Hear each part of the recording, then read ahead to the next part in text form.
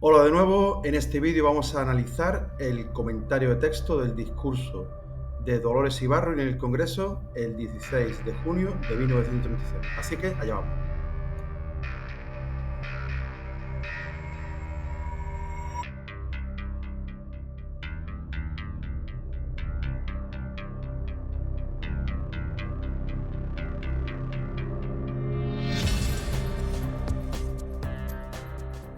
Bueno, primero hay que hacer una clasificación. Se trata de una fuente directa de naturaleza histórico-política.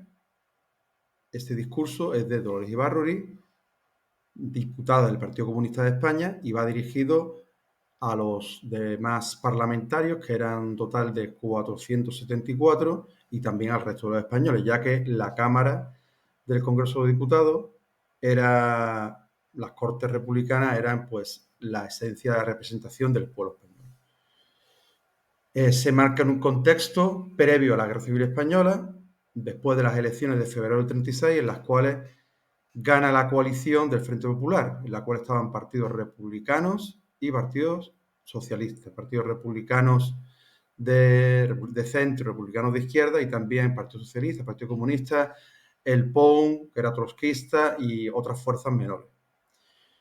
Yendo ya al análisis, vamos a ir paso a paso y vamos a analizar este texto con la primera línea que está ahí, que se ve en rojo, que sería la violencia callejera, que se daba tanto en grupos de falangistas, de carlistas, como en grupos también ciertamente paramilitarizados, tanto del Partido Comunista como de los socialistas, sobre todo de sus juventudes. Por tanto, tenemos aquí esos enfrentamientos callejeros que darán lugar a víctimas y a un recrudecimiento de la política española en aquellos años. El segundo aspecto a analizar se trata de las armas. Y en este caso se puede hacer referencia, según el historiador Tuñón de Lara, a las armas que habían entrado en España gracias al acuerdo de Falconde, que era el líder de los carlistas, con el conde Ciano, que creo que era el ministro de Exteriores del gobierno de Mussolini. Por tanto, ya tenemos ese dato histórico de esa posible entrada de armas para un supuesto golpe más tarde. Parece que también hay informaciones de llegada de armas en el año 36, pero bueno, eso ha sido refutado por otros historiadores. Así que el dato de Tuñón de Lara ha sido un dato como más fehaciente.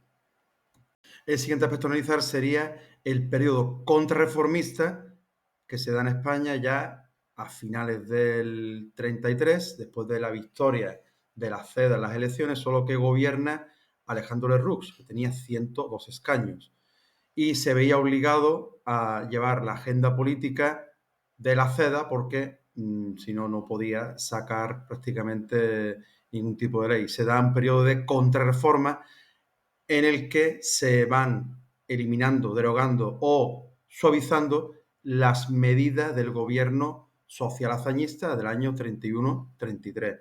Y vemos ahí, a continuación, otras medidas que vamos ahora a comentar. Después habría que comentar la derogación o suspensión del Estatuto de Cataluña, debido a la ley de contrato de cultivo que emitió este organismo catalán, que por lo visto no tenía competencias para ello. Por tanto, al final el gobierno central le quitó toda competencia a esta institución catalana. Lo siguiente sería la ley de términos municipales, que obligaba al propietario de tierra a contratar a jornaleros del pueblo, del término municipal, para así favorecer la lucha e intentar subir los salarios. En penúltimo lugar tenemos el Octubre Glorioso, que se debe a la Revolución de Octubre, Revolución de Asturias, que además estaba convocada para el resto de España, pero solo tuvo cierta relevancia en Madrid y en Cataluña. En Madrid apenas tuvo incidencia y en Cataluña se proclamó la República Catalana dentro de la República Federal Española. Lo hizo con País y rápidamente el general Batet pues detuvo, el ejército llegó allí y se detuvo a todo implicado en esa proclama independentista.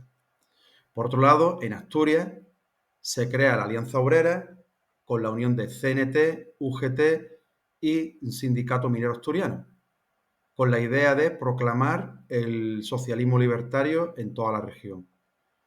Durante 2 semanas, pues se arrancó en el poder, pero el gobierno finalmente decide llevar al ejército, lleva al ejército de África, con Franco, Yagüe, con López Ochoa, y finalmente sofoca a sangre y fuego la revuelta.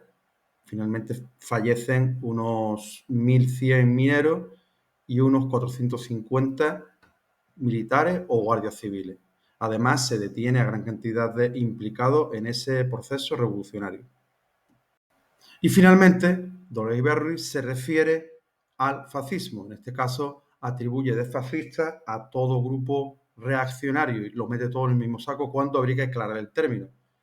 El fascismo es esa doctrina que surge en Italia en los años 20 y que se hace con el poder en el 1922 y que tendrá en España dos ejemplos con cierta simpatía hacia el fascismo, que sería Falange Española y la JONS, la Junta Ofensiva Nacional Sindicalista. Después se puede hablar de derecha radical, de derecha conservadora, pero no se puede hablar de los otros grupos como fascistas, solo que experimentan un cierto proceso de fascicización, como que se hacen fascistas, en cierta medida en el discurso, en la estética, en la retórica. Se puede decir que en España estaba el bloque nacional de Calvo Sotelo, que era más bien era una especie de derecha monárquica pero radical.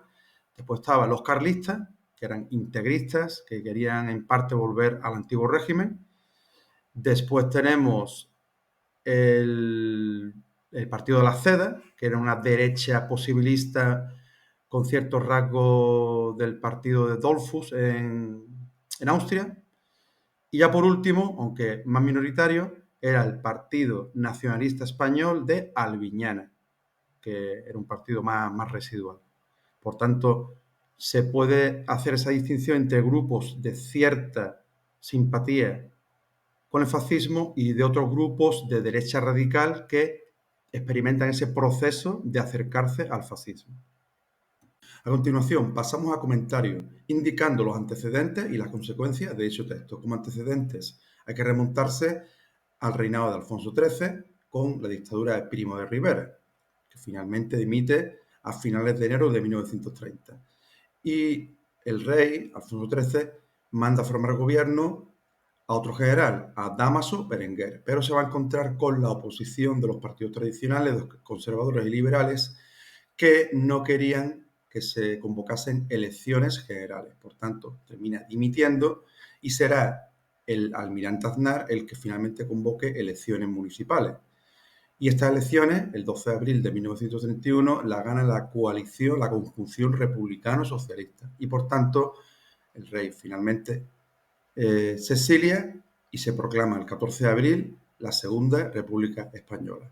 La Segunda República durará hasta el 18 de julio, bueno, formalmente, ¿no?, en toda España hasta el 18 de julio de 1936 y tendrá 3 periodos: el social hazañista hasta noviembre del 33, el radical cedista hasta febrero del 36 y ya el Frente Popular, que sería el que estará hasta el comienzo de la Guerra Civil. Eso se explica un poquito más, ¿no? Alguna cosilla más. Y ahora iríamos ya a las consecuencias. Las consecuencias serían, pues, el mes previo a la Guerra Civil Española, en el que sigue ese enfrentamiento callejero, esa conflictividad en el campo, y con los sucesos que se dan, tanto de la muerte, asesinato de Teniente Castillo, como sobre todo el de Calvo Sotelo, que era el líder del partido, del grupo Bloque Nacional.